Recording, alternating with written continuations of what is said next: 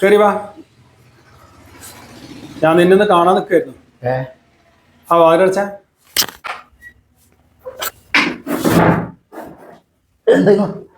ആലിക്കുട്ടിയെ ഇന്നും നല്ല ഫിറ്റാണല്ലോ. ആ കൂട്ടുകാരെ കൂടെ കൂടിയിട്ടേ കുറച്ചേരം വളർത്താൻ ഇരുന്ന. ആലിക്കുട്ടിയെ നമ്മൾ ഈ ഭൂമിയിൽ വിരുന്ന് വന്ന ആൾക്കാരാ. ഇവിടെ ഈ മോശമായുള്ള കാര്യങ്ങളൊക്കെ ഉപേക്ഷിച്ചാലേ, കള്ളുകൂടി മറ്റൊക്കെ ഉപേക്ഷിച്ച മോശമായുള്ള കാര്യങ്ങൾ ഉപേക്ഷിച്ചാലേ നമുക്ക് മരിച്ച നല്ല സ്വർഗം കിട്ടും. അവിടെ ചെന്ന കള്ളിന്റെ പുഴയും നല്ല ഹൂർലിങ്ങളൊക്കെ നമുക്ക് വേണ്ടി പഠിച്ചോ സൃഷ്ടിച്ചു വെച്ചിട്ടുണ്ട്.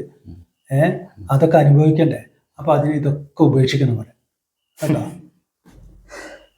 എന്തിനാണ് അസൻകാർ ജീവിച്ചിരിക്കുമ്പോൾ കിട്ടാത്ത സ്വർഗത്തിന് നമുക്ക് മരിച്ചിട്ട് കിട്ടണമെന്ന്? ഇപ്പോഴല്ലേ നമുക്ക് സ്വർഗം, ജീവിച്ചിരിക്കുമ്പോഴല്ലേ നമുക്ക് സ്വർഗം വേണ്ട. മദ്യപ്പുഴ, ഹൂർലിങ്ങളായ സുന്ദരികള് എല്ലാരും ഉണ്ടാവുമല്ലോ അവിടെ അല്ലേ?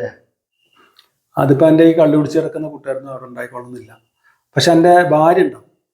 അവള് നന്നായിട്ട് നടക്കുന്ന സ്ത്രീയാണ്. അവളുണ്ടാവും അവിടെ. എന്തൊക്കെ നിങ്ങൾ പറയണേ? മദ്യപ്പുഴ, ഭാര്യ, സ്വർഗം.